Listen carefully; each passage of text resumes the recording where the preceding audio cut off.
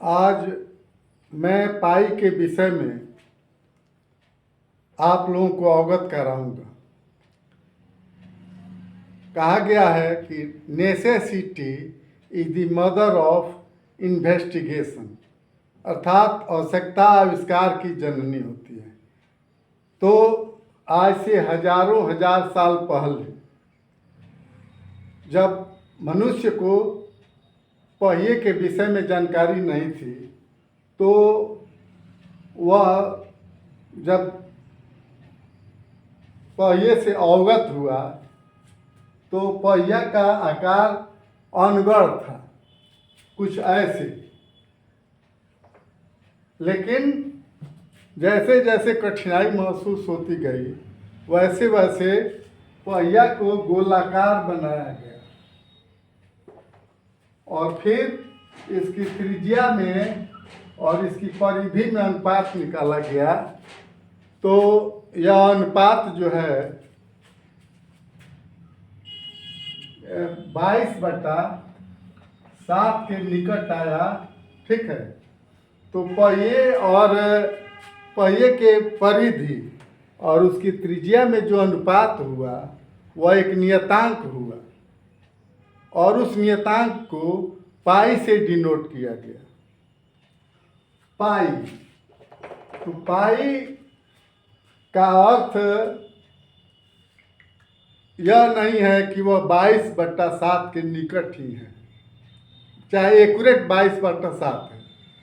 पाई के विषय में ऐसा कहा जाता है कि हजारों हजार साल से लोग इसमें वैज्ञानिक या गणितज्ञ लगे हुए हैं और उसका मान दशमलव प्रसार तक निकालने में अपना पूरा जीवन खपा दिए और नहीं निकल पाया आज तक।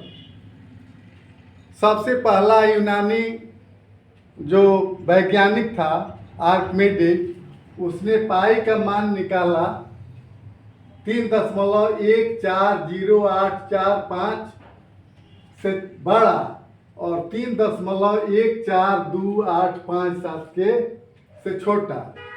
उसी तरह से आर्यभट्ट जो भारत के महान गणितज्ञ थे और खगोलविद थे, उन्होंने 3.1416 स्थानों तक शुद्ध मान निकाला।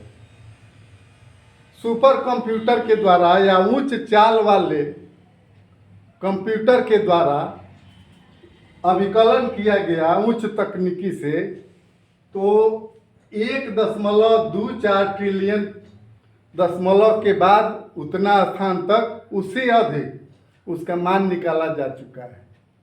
बहुत से गणितज्ञ का जीवन इसमें समाप्त हो गया और मर गए, लेकिन पाई का अब तक शुद्ध मान नहीं निकल सका है।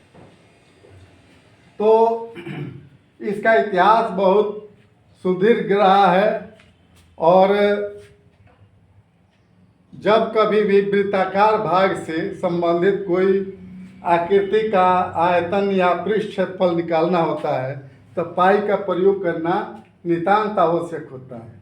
जैसे शंकु का पृष्ठ क्षेत्रफल और या आधार का क्षेत्रफल या शंकु का आयतन, उसी तरह से गोला का आयतन या गोला का पृष्ठ क्षेत्रफल, उसी तरह से वृत्त की परिधि, वृत्त का क्षेत्रफल, ये सब निकालने के लिए पाई की नितांत आवश्यकता होती है।